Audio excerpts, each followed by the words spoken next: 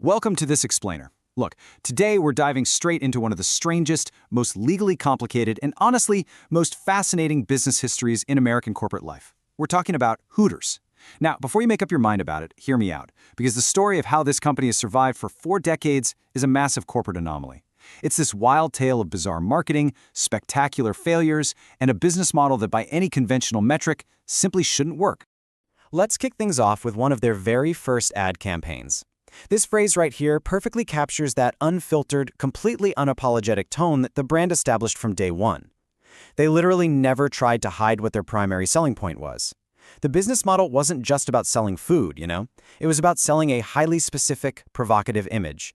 And honestly, their target demographic got the memo right away.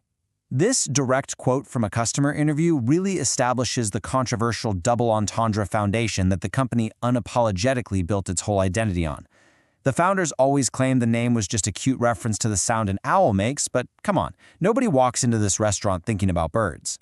So, that brings us to the big mystery we're unpacking in this explainer. How exactly has Hooters managed to stay in business for over 40 years? They've faced relentless criticism, constant legal battles, totally shifting cultural norms, and yet, they managed to build a global brand with over 400 locations at their absolute peak. To figure out how they pulled that off, we have to go back to the very beginning. Section 1. An April Fool's joke, the accidental beginning. It's actually kind of perfect if this story starts on April Fool's Day back in 1983, down in Clearwater, Florida. And the timing is generally appropriate, because the 6 guys who incorporated the company that day, they did not expect this to work. They had 0 restaurant experience, no venture capital, no fancy business plan. They literally just wanted a place to hang out. The concept was super simple: cheap beer, hot wings, sports on the big screens. But the true differentiator was the staff. They wanted the place staffed exclusively by young, attractive women in tight, revealing uniforms. We're talking those iconic short orange shorts and the tied-up white tank top. It was baked right into the DNA of the job. Employees actually had to sign a contract agreeing to wear the uniform and explicitly acknowledging their role was to interact with and entertain the customers. And their opening day? It was a complete mess. They didn't even know how to turn on their own kitchen fryers. They even nearly shut down in a panic when 2 fake police officers, which was just a prank hired by one of the founders, walked in asking to see an alcohol license. Section 2. Free press and fast growth. How a chicken suit sparked an empire. Okay, so despite that absolutely chaotic start, they somehow survived. But with no real marketing budget, the founders had to get incredibly creative to get people in the door. Their very first big marketing push? Renting a chicken suit and having an employee literally run around the streets waving at cars. It sounds ridiculous, but a local paper covered it, and people actually showed up. And from there, the trajectory is just astonishing. In 1984, Washington Redskins star John Riggins stops in for lunch during the Super Bowl and ends up bringing his teammates back. Suddenly, photos of NFL players hanging out at the restaurant are everywhere, instantly doubling their sales.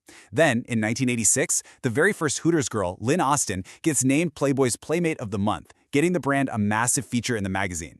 By 1991, propelled almost entirely by this completely free organic publicity, this bumbling neighborhood joke had exploded into an empire doing $100 million in annual revenue across 50 locations. Section 3. Lawsuits as marketing. Weaponizing controversy.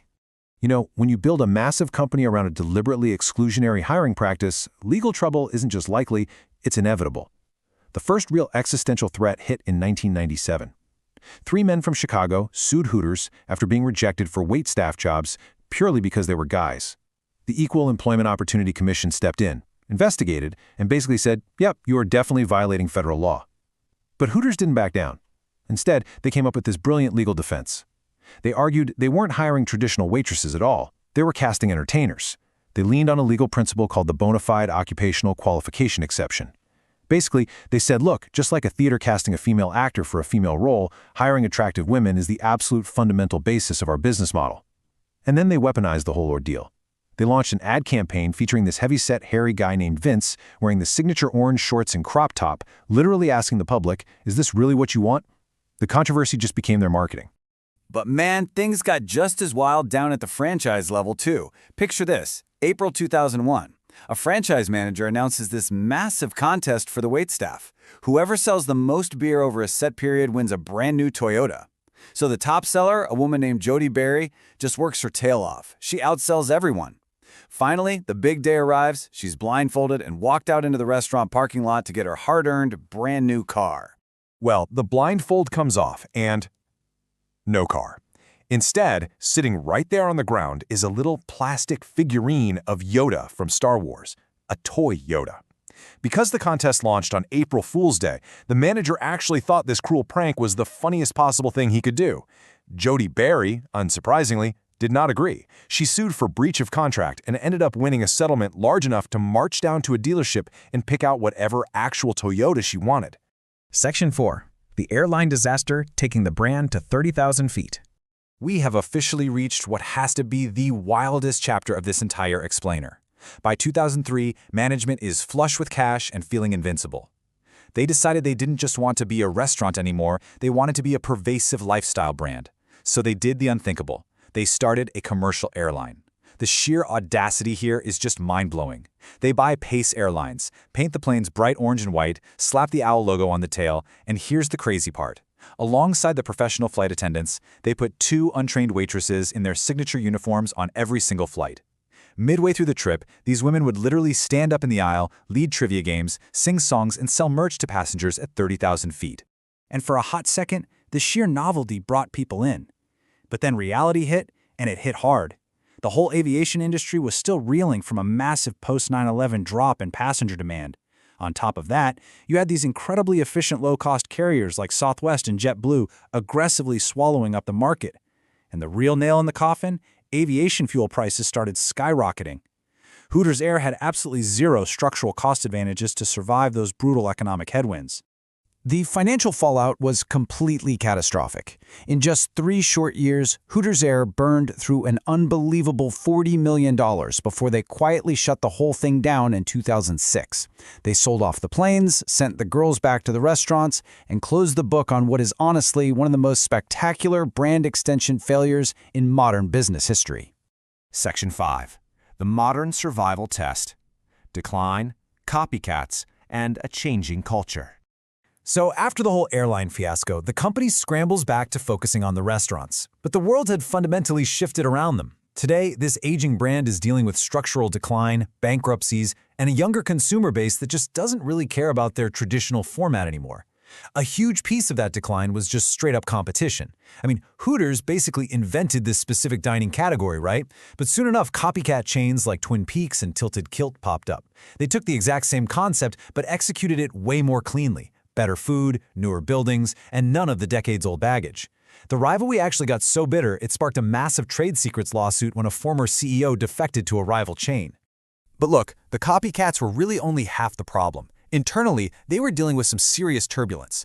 Studies from places like the University of Tennessee started finding elevated rates of anxiety and disordered eating among employees working in these types of environments. Then came a wave of employee lawsuits alleging a hostile culture and super strict weight limits. Fast forward to 2021, management makes this incredibly tone-deaf decision to make the uniform shorts even smaller. The backlash was immediate, and it wasn't just the public. It was an intense social media revolt from their own staff that forced corporate to partially walk it back. It's gotten to the point where they've actually had to launch a spin-off brand called Hoots with much more conservative uniforms. Why? Just to capture the food delivery market from customers who like the wings but are literally too embarrassed to have a Hooters charge show up on their bank statement. So when we look at the brand today, we really have to impartially weigh 2 very different cultural perspectives. On one side, critics firmly argue the whole concept is just an exploitative relic from a bygone era, a structurally damaging environment that objectifies women and completely failed to adapt to modern workplace culture. But on the flip side, supporters argue that these are adult women making an informed employment choice in a free society. They often point to really positive personal experiences and the significant tip income that can make the job incredibly lucrative. Both of these perspectives carry real weight, and they are what continue to drive the debate around this brand today. Which really leaves us with this one final thought. What does a 40-year survival story of a brand that was built on a joke, saved by a guy in a chicken suit, sustained by weaponizing lawsuits, and nearly bankrupted by a commercial airline actually say about American business and culture? Maybe it just proves that a concept absolutely does not need to be universally respected to generate massive revenue, and that a business willing to camp out right on the edge of controversy is always going to have passionate supporters and equally passionate critics. These strange corporate anomalies are always worth exploring. Thanks so much for joining me for this explainer. I would really love to hear your take on this. Where do you fall in the debate? Let's keep the conversation going.